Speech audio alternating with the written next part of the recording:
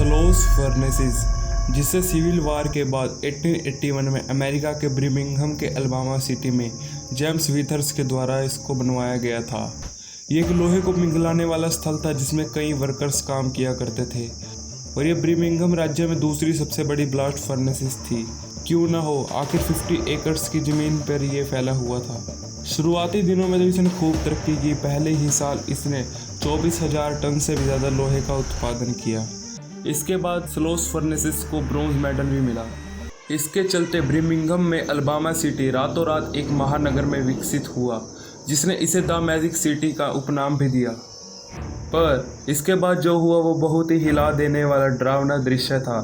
जैसा कि आप जानते ही हैं, लालच और पैसा दोनों किसी को नहीं छोड़ता और उसे एक प्रगति के साथ एक कीमत चुकानी पड़ती है, खून की मुद्रा में। 90s की दशक में शुरुआती दिनों में James slag wormwood graveyard shift के फोरमैन थे। सूर्य उदय से सूर्यास्त के बीच के समय यहाँ लगभग 150 श्रमिक काम किया करते थे।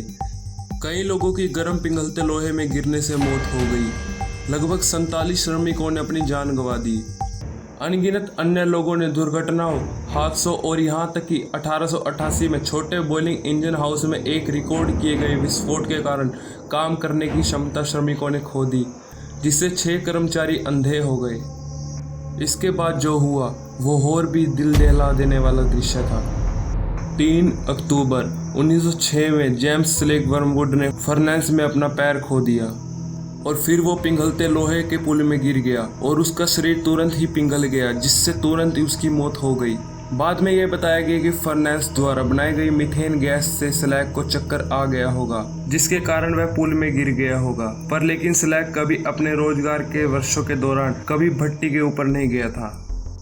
दुर्घटनाओं और ऐसी कई सारी अजीब घटनाओं की रिपोर्ट का हवाला देते हुए स्टील प्रोडक्शन को स्लोस इंडस्ट्री ने जल्द ही शिफ्ट को बंद कर दिया। इसके बाद होता है आत्माओं का कहर शुरू।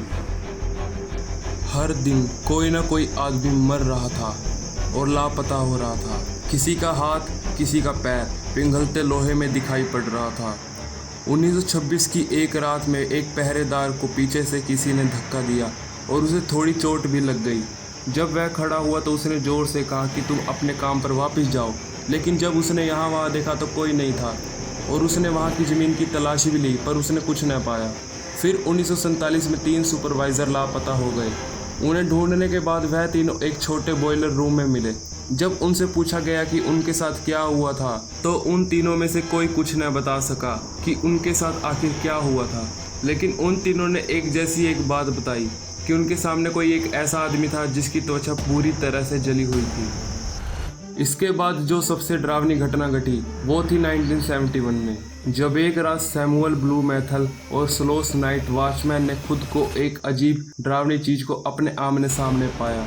उन्होंने उसे एक आधा आदमी, आधा दानव या कोई राक्षस जैसी कोई चीज बताई। उस दानव ने उन्हें सीढ़ियों के ऊपर से धक्का देने की कोशिश की और उसने उस पर एक जानलेवा हमला भी किया। डॉक्टर जैक बैरलो के द्वारा जांच करने पर ब्लू मैथल गंभीर रूप से डरा हुआ पाया गया था। उसे वहां से बाहर ले जाने के थोड़ी देर बाद ही उसकी मृत्यु हो गई थी। ब्रिमिंघम पुलिस रिकॉर्ड में दर्ज स्लोस फर्नेस में 100 से ज़्यादा पैरानॉर्मल एक्टिविटीज़ की रिपोर्ट मिली। छोटी मोटी घटनाओं से लेकर जाहिर तौर पर बड़ी घटनाएं और अजीब हमलों तक ज़्यादातर घटनाएं सितंबर और अक्टूबर के महीनों में रात के दौरान होती थी। कुछ लोग इन घटनाओं को हेलिबोन के धोखे के रूप में खारिज कर देते हैं, पर दूसरे लोगों को मानना है कि यह घटनाएं फोरमैन और लावा में तड़प कर मरने वाले लोगों की आत्माएं हैं जो यहाँ लोगों को परेशान कर रही है। इसके बाद यहाँ कई सारी इन्वेस्टिगेशन हुई और पैरानॉर्मल रिसर्चर्स की टीम भी आई, जिसने यहाँ पैरानॉर्मल एक्टिविटी होने का सबूत भी दिया।